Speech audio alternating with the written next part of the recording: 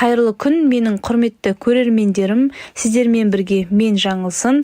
Қазақ дастарханында ұмытылып бара жатқан тағамның бір түрі үлпершектің дайындалу жолын көрсететін боламын. Қазақ дастарханында ұмытылып бара жатқан астың бір түрі үлпершек. Қыз төркіндеп барған кезде қыздың ағайындары қызды ерекше құрмет етіп, және оны риза қылып аттандыруы тиіс.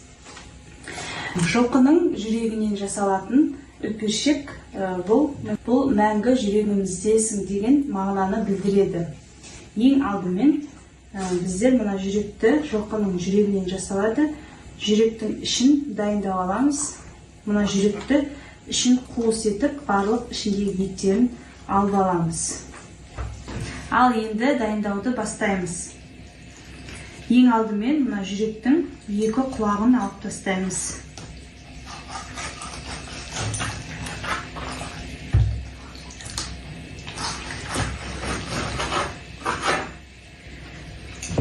Енді осы жүректің ішін қуыстап, мына ішіндегі еттерін алып аламыз.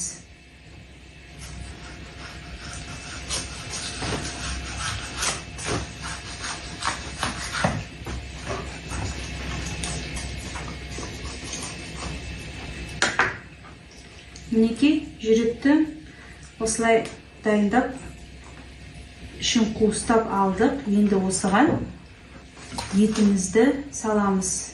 Етімізді жаяны, қазыны турап саламыз. Бұл тағам жылқының жүрегінен жасалғандықтан өте құнарлы болады. Қан тамырларының айналысына өте пайдалы, бүйрекке пайдалы. Жылқы күйіс қайтармайды, сондықтан холестерин аз болады. Қазының майлы жерлерін салып, тұздап, бұрыштап, қазір етімізді дайындаймыз.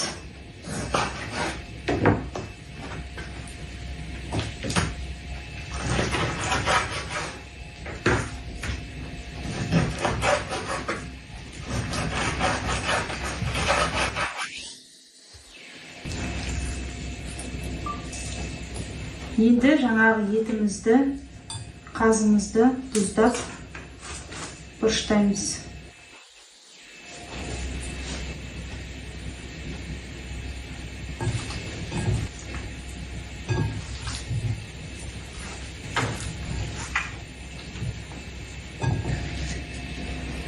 Енді инемізді сабақтап алдық.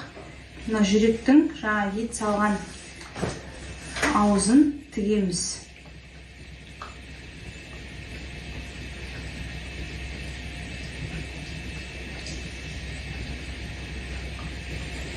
Қазақша YouTube'тың дамуына үлес қоссаңыздар деймін. Видеоны аяғына дейін қарағандарыңыз үшін рахмет.